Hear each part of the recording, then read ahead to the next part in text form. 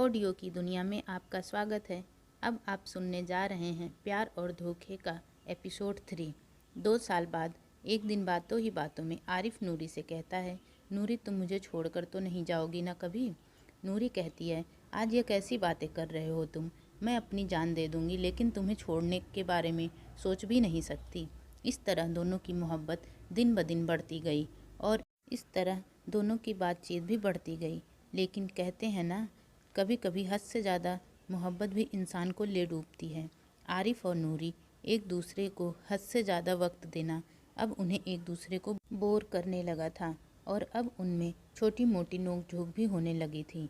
अगर नूरी phone call receive करने में थोड़ा भी वक्त लगाती थी तो आरिफ को शक होने लगता था कि नूरी का किसी से अफेयर है और वह किसी दूसरे से बात करती है। इसी तरह नूरी भी आरिफ पर शक करती कि शायद वह किसी और लड़की से भी कॉल पर बात करता है।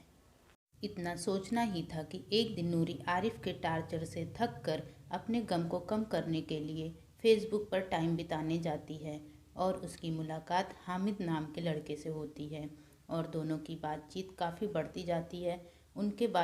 उनकी बातें घंटों होती और अब तो उन दोनों ने एक दूसरे से फ़ोन पर भी बात करना शुरू कर दिया था।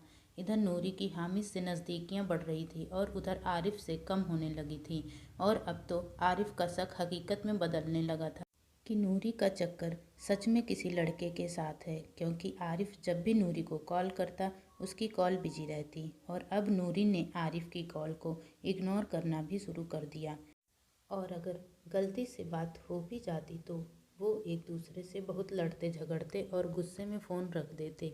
काफ़ी दिन तक ऐसे ही चलता रहा और अब शादी की तारीख भी करीब आ गई थी। नूरी एक दिन रोते हुए हामिद से कहती है, आरिफ मुझसे बहुत लड़ता है, मुझ पर शक करता है, कॉल रिसीव ना करने पर मुझे ताने देता है। मैं उससे बहुत तंग आ गई हूँ और मेरा मन अब उससे शादी करने का बिल्कुल भी नहीं है। हामिद कहता है, तो ना करो उससे शादी।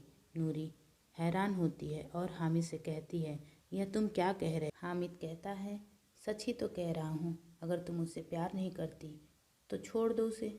हामिद नूरी को आरिफ के खिलाफ काफ़ी भड़काता है और उसे हामिद को छोड़ने के लिए कन्विंस करता है, लेकिन नूरी मजबूर रहती है और उसको लगता है कि इतना पुराना रिश्ता जो दोनों की रजामंदी से जुड़ा था उसे एक पल में कैसे तोड़ दूं और उसे तोड़ने की घर वालों से वजह क्या बताऊंगी।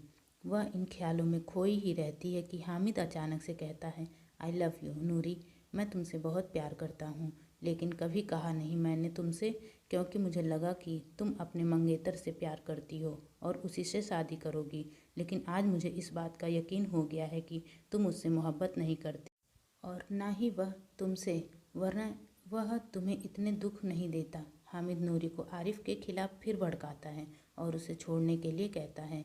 वह नूरी से कहता है, तुम आरिफ को छोड़ दो, मैं तुम्हें अपनाऊंगा।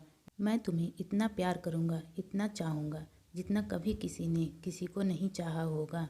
मैं तुम्हारे बिना नहीं रह सकता, अगर तुम ना मिले तो मैं अपनी जान दे दूंगा।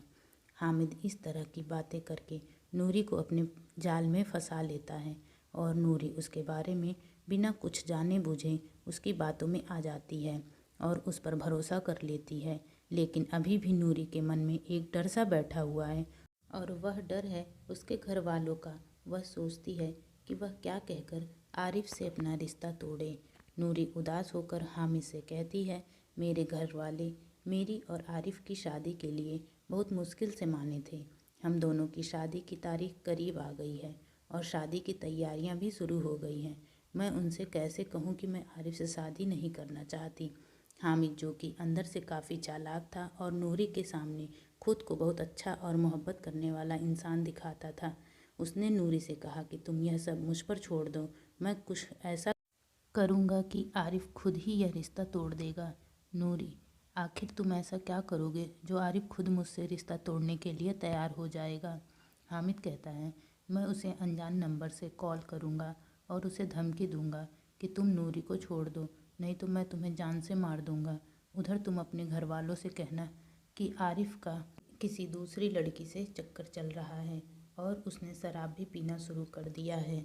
नूरी ये सारी झूठी बातें करने से डरती है, लेकिन हामिद उसको अपने प्यार के जाल में फंसाकर उससे यह सब करवाता है। उधर हामिद आरिफ को फ़ोन पर धमकी देता है और इधर नूरी अपने घर वालों के सामने आरिफ को गलत ठहराने की कोशिश करती है और उस पर झूठा इल्ज़ाम लगाती है कि आरिफ शराब पीता है। Thanks for watching. Next episode देखना ना भूलिए।